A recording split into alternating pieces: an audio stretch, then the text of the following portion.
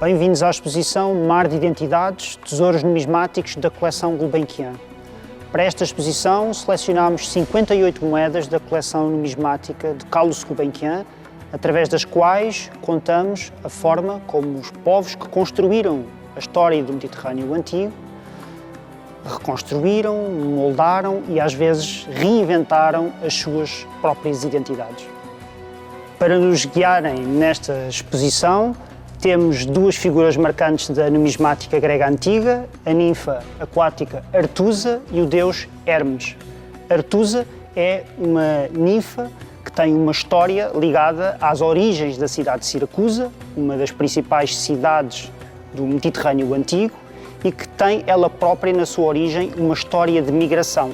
Isto porque Artusa, fugindo da paixão do deus rio Alfeu, tinha acabado por emergir, atravessando o mar, precisamente em Siracusa, onde a deusa Artemisa a tinha transformado numa fonte.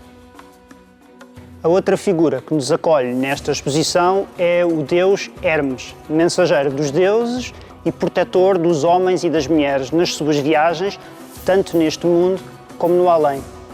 Acompanhe-nos nesta viagem pela exposição.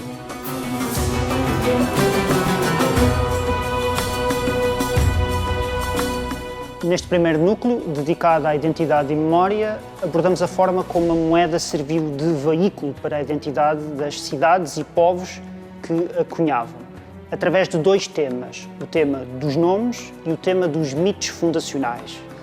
O tema dos nomes é curioso porque as cidades não transmitiam o nome apenas através de legendas, mas por vezes através de imagens, como é o caso da cidade de Rhodes, que escolheu a rosa, Rhodon em grego, para exprimir o seu nome associado a uma legenda. No que se refere aos mitos, as moedas mostram muito frequentemente as figuras, não só humanas, às vezes lendárias, outras vezes reais, mas também divinas ou semidivinas que estão ligadas às origens dessas próprias cidades.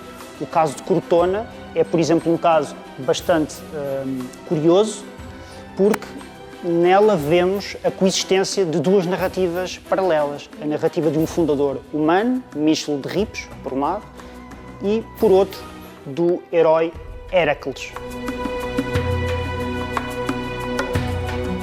O Mediterrâneo Antigo estava longe de ser um mundo pacífico.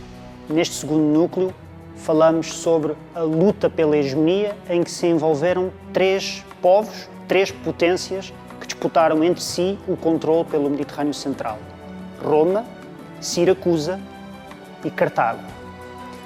Todas estas potências se envolveram em guerras, por vezes sangrentas, que envolveram a destruição de cidades, deportação de populações e também a cunhagem de quantidades massivas de moedas, como aquelas que podemos ver aqui.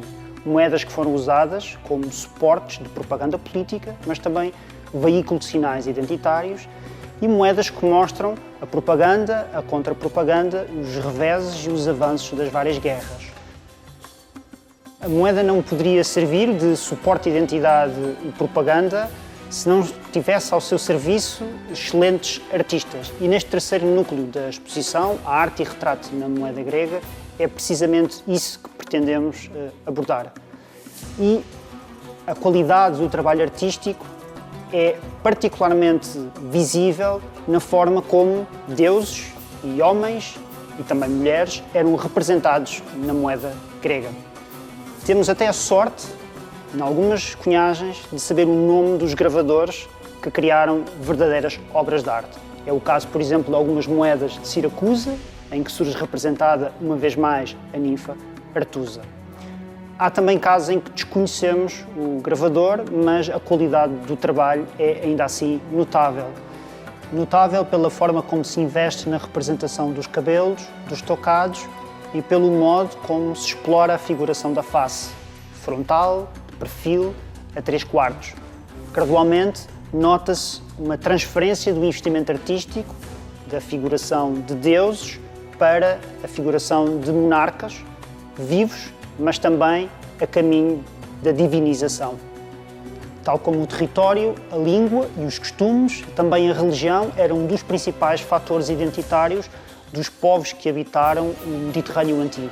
Neste último núcleo da exposição, a Era dos Deuses, abordamos a diversidade do mundo divino através dos principais deuses representados na moeda grega. Deuses ligados ao universo aquático, como por exemplo Poseidon, ou o deus do rio Gelas, divindades como Apolo, ligado à adivinhação, à música e também à própria fundação de muitas cidades, ou ainda Zeus, o pai dos deuses, intimamente associado ao mito fundacional de Europa.